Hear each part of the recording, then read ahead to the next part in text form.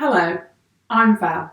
I'm a qualified yoga teacher and I teach yoga for Active Fenland. This video is made in order to assist you with practicing yoga from home. Unlike when you turn up at a class and everything's available, including the space, when you're practicing at home you need to give it some consideration before you begin. You'll want a room where you can practice. You may need to close the door, put a do not disturb sign on the door. You might not have a mat at home. You might need to improvise. If you're on a laminate floor, as I am here, think about something that's grippy, such as a rug or a runner. It's really important that you practice safely. If you're on a carpeted floor, you could use a beach towel. Thinking about the area you're in, have you got enough space to move? If I lay down now on my mat, I can stretch out. I can stretch wide. I know I can practice from here without coming into contact with anything, without being concerned I might knock over a cup of tea, a pile of books. Think about what you're going to wear. Should be something you can move and stretch in. Think about maybe removing all jewellery. That's my dog Martha, she wants to be in on the action. Think about waiting till after you've digested a meal before you begin practicing. There are other props you'll be used to me having in class, such as blocks. So I use solid blocks, deep soft blocks, and very thin blocks.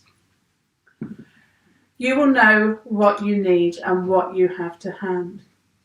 In regard to making yourself comfortable, you might find a couple of cushions can do the job.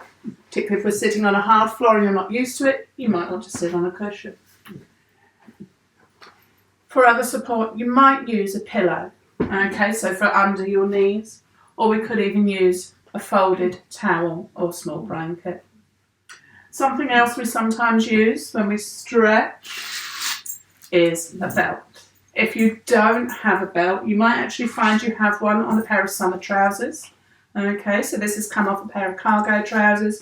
Or you might have a dressing gown tie or a man's tie that you can use as a belt to assist. The other thing is, how are you going to position your technology that you're going to use to display the yoga videos? You might have a cook stand, a book stand that you can use. You might need to seat it on a small table. This is my example here.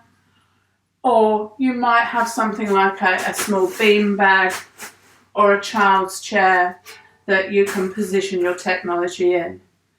It should ideally be so that you can look at it directly, and you want to think about the volume before you begin so that you're not getting up and down to adjust things. Do, again, consider where that technology is going to be so that you're not going to come into contact with it. I always recommend you to watch any videos from YouTube if you're going to use them before you go ahead and practice the yoga. You might find that useful as well with any yoga you're going to follow from me. And let's not forget those of you that don't come down onto the floor, those of you that want to practice your yoga in a chair.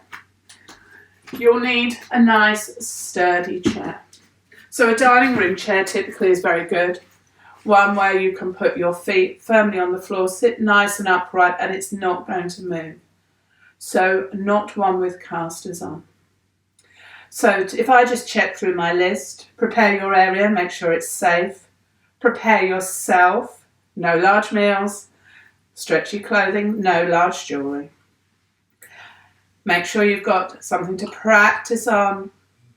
Make sure you've got anything to hand. Know what you're doing before you begin. Know what you're going to do before you begin. But most of all, enjoy your yoga practice. If you can schedule time to do it regularly, then you will benefit from it. I look forward to seeing you all again in person sometime soon. Namaste.